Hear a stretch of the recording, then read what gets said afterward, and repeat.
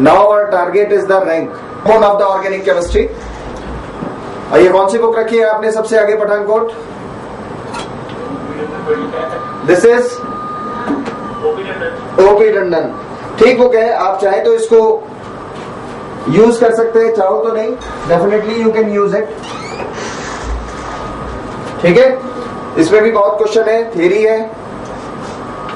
और जीओसी को हम ज्यादा से ज्यादा टाइम देंगे, उसके दो रीजन। एक तो अब आप 12th क्लास में हो, जैसे ही आपका ऑर्गेनिक शुरू होगा, अभी कहां पर हो आप केमिस्ट्री में? इलेक्ट्रोकेमिस्ट्री पर हो, right. Is it over or about to over? About to over. तो उसके बाद एक चैप्टर बचेगा आपका सरफेस केमिस्ट्री, वो भी फिजिकल में जबरदस्ती का डाला हुआ है, फिजिकल उसमें है कुछ नहीं, न्यूमेरिकल पार्ट। ठीक है, and then after you have to switch to the organic chemistry, yani very soon you will be with the organic chemistry, and up to 3 to 4 month that will continue only, क्योंकि major part, major chunk ये general organic chemistry या basic organic chemistry या reaction mechanism सभी इसी chapter के part हैं, या इसी चैप्टर को हम कहते हैं। इसमें हमारे पास बेसिक पार्ट्स में आता है सबसे पहले क्लीवेज ऑफ बॉन्ड। आप सभी लोग 11th क्लास पास है तो इतना बेसिक इंफॉर्मेशन आपके पास है। क्लीवेज होती है तो इंटरमीडिएट्स डेवलप होते हैं।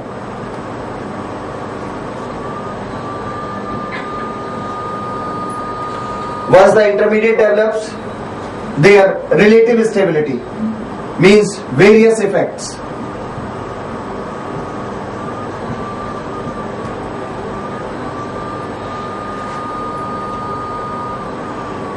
Effects के बाद types of reactions.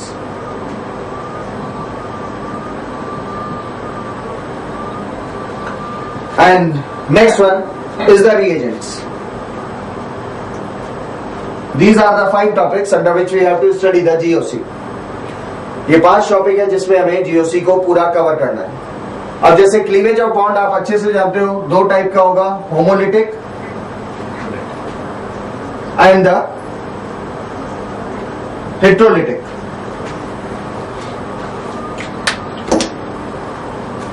Next is the intermediates.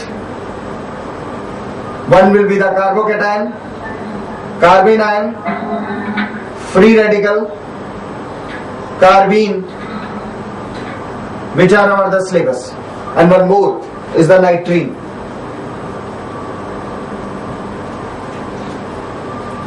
Effects में inductive, electromeric, mesomeric, which is also known as resonance effect, and Padankot, hyperconjugation.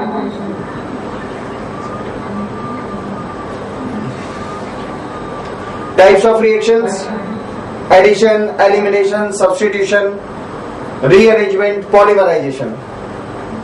Elimination को फिर हम पार्ट देते हैं E1, E2, E1CB। Substitution SN1, SN2, SNI, SNAR। Rearrangement are of several types. Reagents electrophile, nucleophile and the एम्पीफाइल।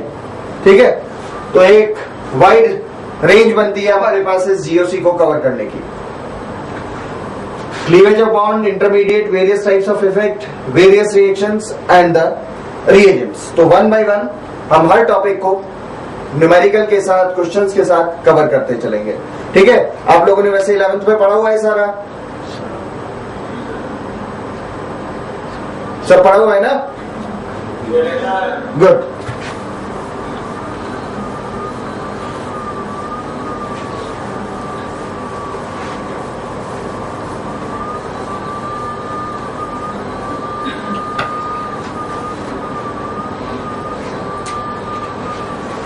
So first one is the cleavage, that is homolytic and the heterolytic.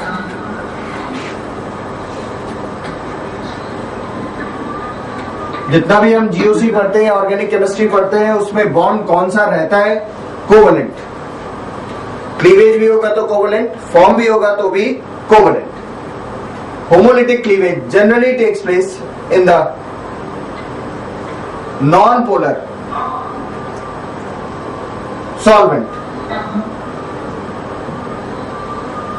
किसमें होगा? Non polar solvents, यानी solvent में ही polarity नहीं है.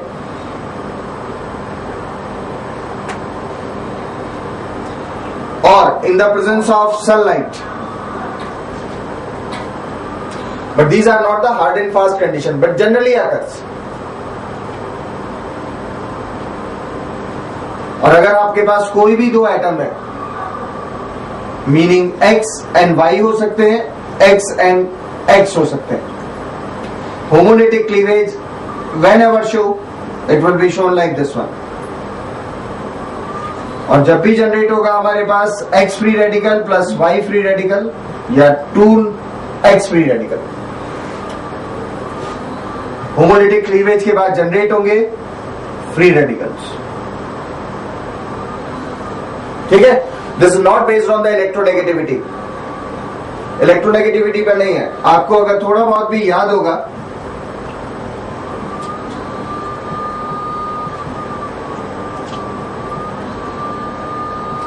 कुछ याद है? Anti Markovnikov of rule, Pathankot, anti Markovnikov of rule, any one of you?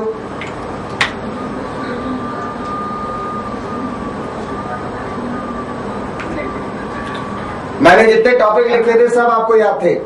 ये हमने पढ़ा, ये हमने पढ़ा, ये हमने पढ़ा, ये हमने पढ़ा. Negative part of the adding molecule. हाँ बोलो बोलो बोलो. Good. Will move to positive part of the adding molecule. Sir क्या कैटेगरी करता है? चलो कोई बात नहीं, I will tell you. CH3 CH2 CH2 Br, ये प्रोडक्ट बनेगा. Br इस कार्बन पर जाता है. The negative part of the attacking reagent moves to that carbon which is having more number of hydrogen. This is anti Markovnikov of rule, अगर इन the presence of peroxide. ठीक, तो हमने इसको यहां पहुंचा दिया.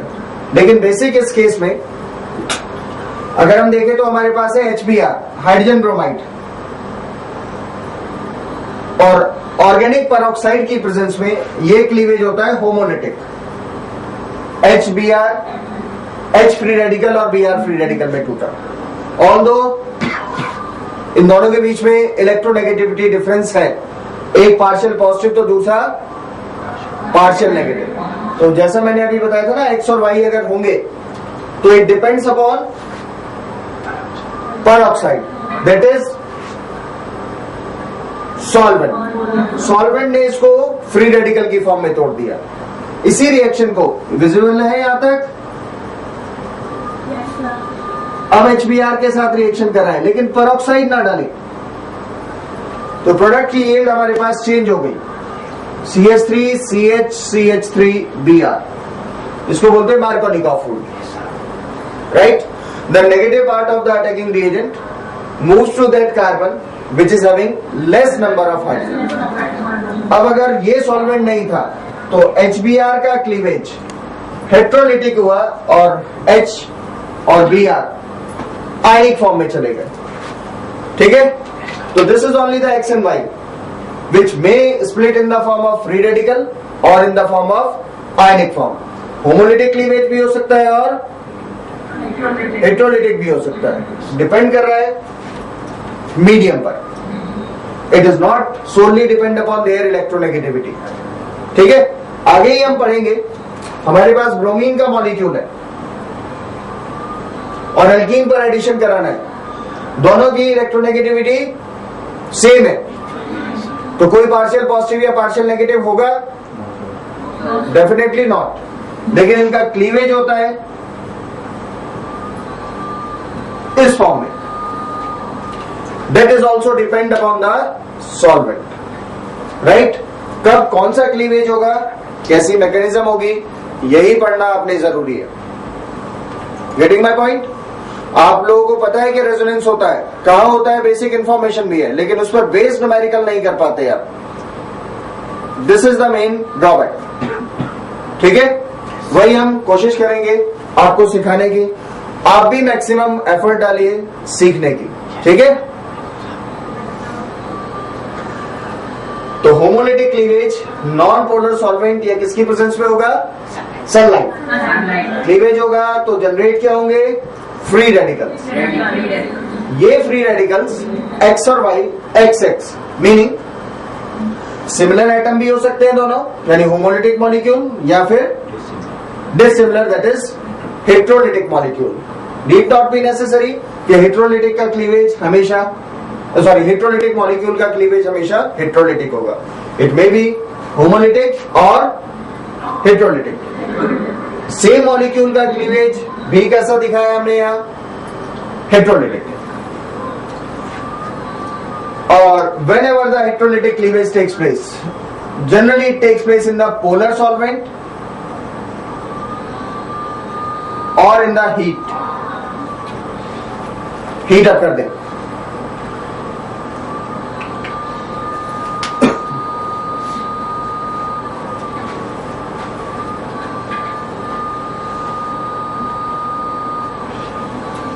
And after heterolytic cleavage,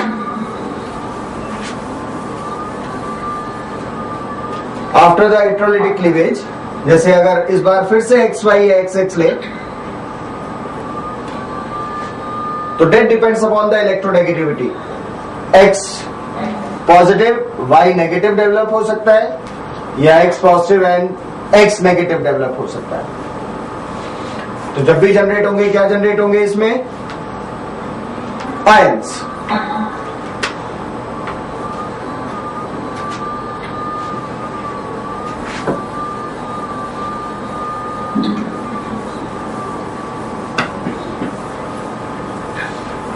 Got it? ये तो था हमारे पास दो तरह का क्लीवेज। सिंपल आप सभी को मालूम था, होमोलिटिक होगा और हेट्रोलिटिक होगा। Now mainly we have to deal with the carbon in the organic chemistry, hydrocarbon और द कार्बन। और जब भी कार्बन और कार्बन का बॉन्ड होमोलिटिक क्लीवेज शो करेगा, then always we will obtain the free radicals.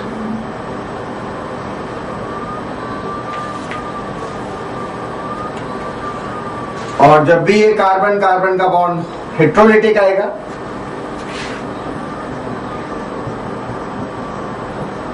तो ions generate होंगे। This will be a carbocation and this will be the carbon ion.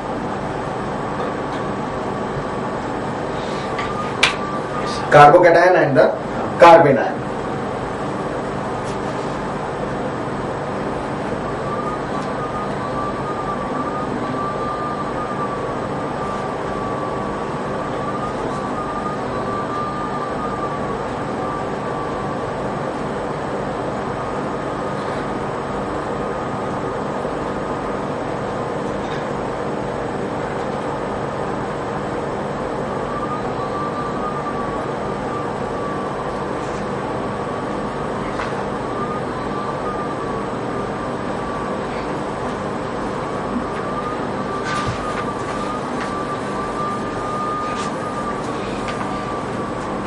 Next are the intermediates.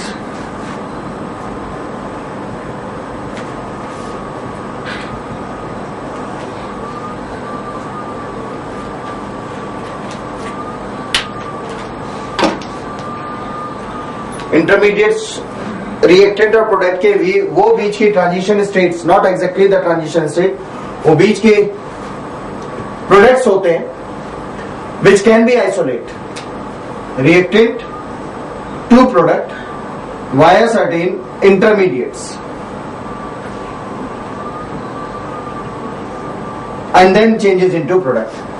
ये intermediate isolate किए जा सकते हैं, can be isolate,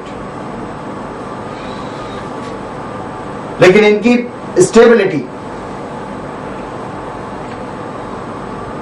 product और reactant दोनों से कम होती है। आप सभी ने केमिकल काइनेटिक्स पढ़ लिया, काइनेटिक्स हो गया ना? नो सर, अभी काइनेटिक्स नहीं हुआ? No sir. ओ, तब तो आपको बहुत टाइम लगेगा अभी ऑर्गेनिक पे पहुंचने में, क्योंकि अगर काइनेटिक्स सॉलिड हो गया, सॉल्यूशंस, काइनेटिक्स अभी बचता है। चलो एनी हाउ इट इज, तब तो 2 चैप्टर बचते हैं आपके फिजिकल के, ठीक है? एनी हाउ,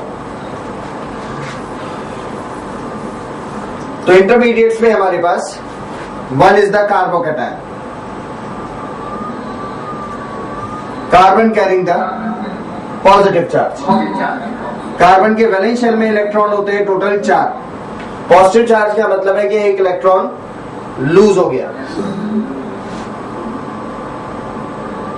तो अगर हम इन तीनों इलेक्ट्रॉन्स को बॉन्डिंग फॉर्म में शो कर दें, किसी के साथ भी, H के साथ या किसी R ग्रुप के साथ, ये H भी हो सकता है, R भी हो सकता है, देन इस कार्बन के वैलेंस शेल में टोटल इलेक्ट्रॉन कितने हो गए? अब 1 2 3 4 5 6, कितने इलेक्ट्रॉन हुए? यहाँ 6 इलेक्ट्रॉन हो गए। ऑक्टेट इनकम्प्लीट है। कार्बन का हाइब्रिडाइजेशन क्या होगा? sp2। Carbon is 1s2 2s2 2p2, 2s and 2p are the valence shell 2p and the 2s। इतना तो सब जानते हैं ना, एक्साइटेड स्टेट है। और अगर एक इलेक्ट्रॉन हमने निकाल दिया तो ये बचा, तो this will undergo the overlapping, this will undergo the overlapping and this will undergo the overlapping, and this is sp2। एक p ऑर्बिटल क्या हो गया? यहाँ खाली हो गया, वेकेंट है, एम्प्टी p ऑर्बिटल, राइट? तो अगर अब हम इस कार्बन का हाइब्रिडाइजेशन देखें तो this is sp2 hybridised. Geometry क्या होगी? शेप क्या होगी? बोलो। ट्रायंगुलर प्लेनर शेप होगी या ये ज्योमेट्री होगी? सोच के बोलो, शेप है या ज्योमेट्री है? तो शेप क्या है फिर? अच्छा, दोनों केस में सेम है, शेप भी यही है इसकी और ज्योमेट्री भी यही है इसकी। ट्रायंगुलर प्लेनर, एक p ऑर्बिटल खाली है which is perpendicular to the molecular plane. ये लिख लीजिए अच्छे से, this is of this type. यहां कार्बन है,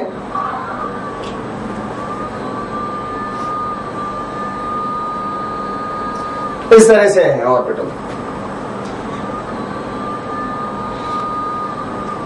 The vacant or the empty p orbital is perpendicular to the molecular plane।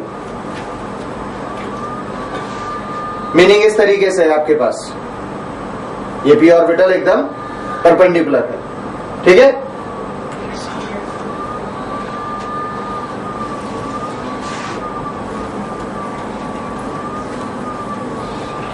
अब इनकी रिलेटिव स्टेबिलिटी जब हम इफेक्ट पढ़ा देंगे उसके बाद बताएंगे आपको, ठीक है?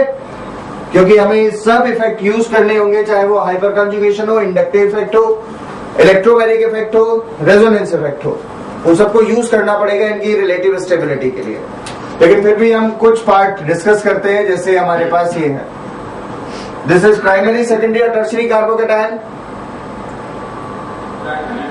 दिस इज प्राइमरी कार्बोकैटायन, यानी जिस कार्बन पर भी चार्ज है वो कार्बोकैटायन, उसके रेस्पेक्ट में या उसके साथ जितने भी कार्बन और लगे हों, अगर एक कार्बन लगा है इस कार्बन से तो दिस इज 1 डिग्री और प्राइमरी। एक और कार्बन लगा दें, it will be secondary and later it will be changes into tertiary, right? If we have this one, this is what? Primary, secondary और tertiary. This is again primary and it is having a specific name, that is allyl carbocation. Allyl meaning this part only.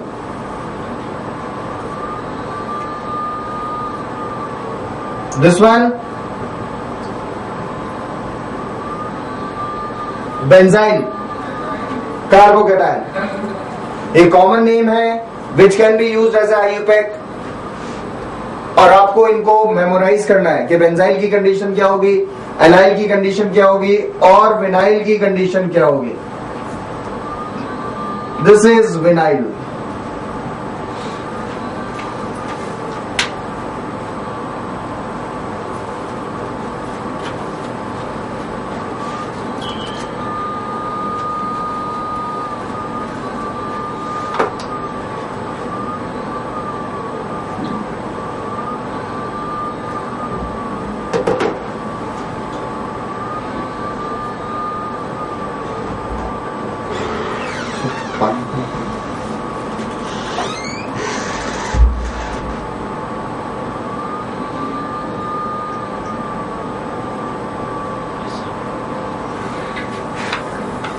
Rotate बच्चों.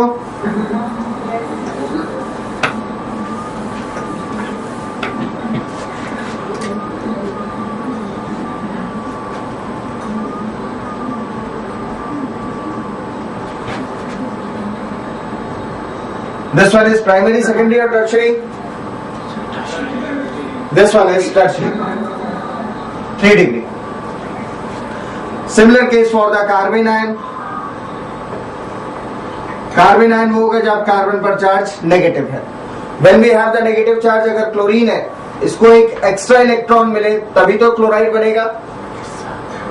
यानी जितने valence shell में electron है उससे ज्यादा electron आ जाए, then it will changes into negative part. तो इसका मतलब हुआ कि कार्बन के वैलेंस शेल में इलेक्ट्रॉन कितने होते हैं? 4.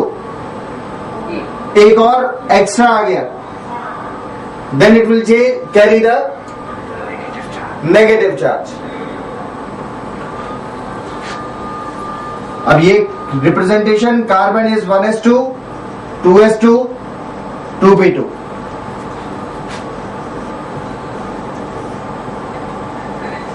One two three 4. यहां एक बॉन्ड बन गया, यहां भी एक और बॉन्ड बन गया, यहां भी एक और बॉन्ड बन गया. And the extra electron without any bond formation, which is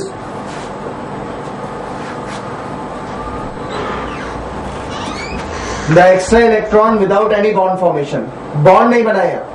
जैसे अगर यहां लिखे कार्बन, तो ये हाइड्रोजन के साथ कोवेलेंट बॉन्ड हो गया, ये हाइड्रोजन के साथ कोवेलेंट बॉन्ड हो गया, और ये भी हाइड्रोजन के साथ कोवेलेंट बॉन्ड हो गया.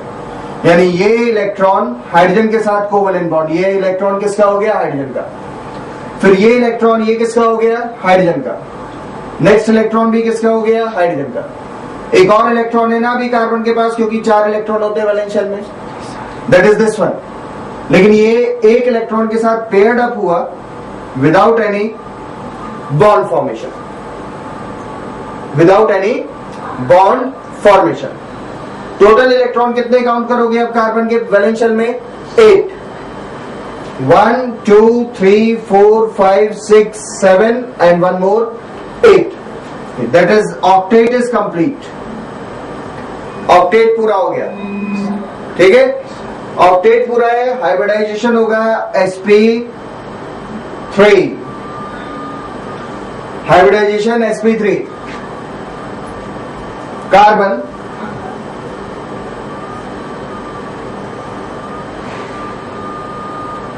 का ये स्ट्रक्चर बनेगा. sp3 हाइब्रिडाइजेशन कैसा होता है? टेट्राहेड्रल, पिरामिडल शेप, बिल्कुल किसकी तरह है? अमोनिया की तरह, kind of ammonia.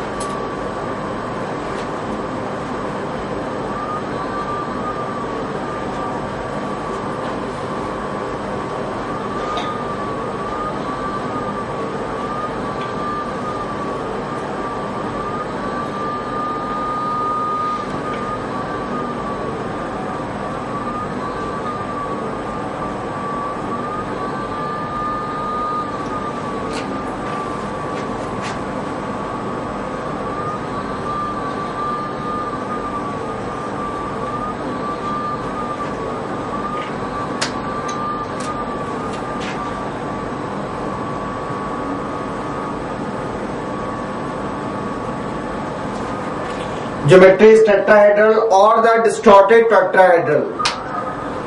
Tetrahedral or the distorted tetrahedral.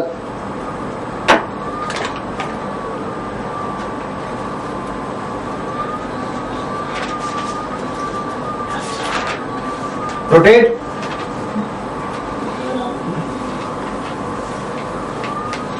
अब जैसे हमने प्रीवियस केस कार्बोकैटायन में देखा था, उसी तरीके से कार्बेनायन भी होगा, primary, secondary, tertiary, allyl carbanion, benzyl carbanion, vinyl carbanion या मिथाइल कार्बेनायन, जैसे ये या फिर ये, और दिस वन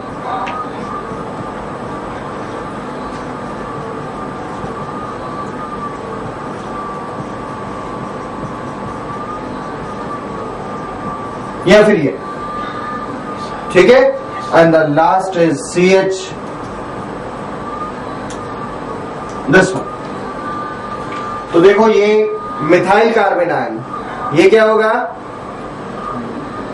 इथाइल कार्बेनायन या 1 डिग्री कार्बेनायन या प्राइमरी कार्बेनायन, ये क्या हो जाएगा, secondary. This one tertiary, this one benzyl और प्राइमरी, दिस वन प्राइमरी और allyl, this one vinyl, vinyl carbanion होगा। आप अपनी कार्बोकैटायन को चेक कर लीजिए, ऐसा ही है। डिफरेंस क्या है, यहां पर नेगेटिव की जगह पॉजिटिव चार्ज है। This one is allyl carbanion, this one is benzyl, this one is 3 degree or tertiary carbanion, this one is secondary, this one is primary.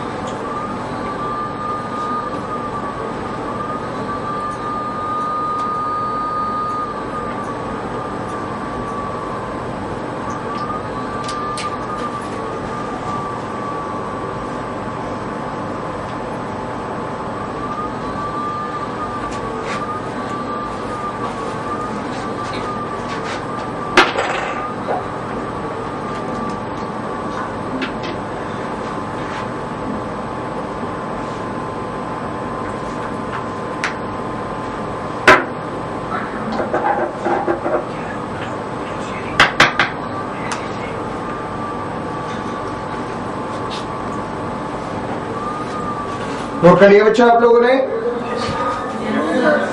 Next is the free radical.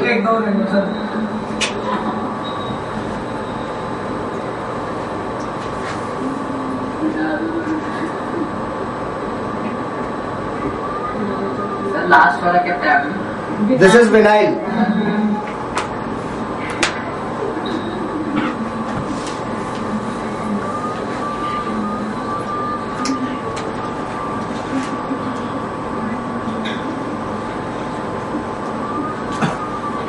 Next is the free radicals.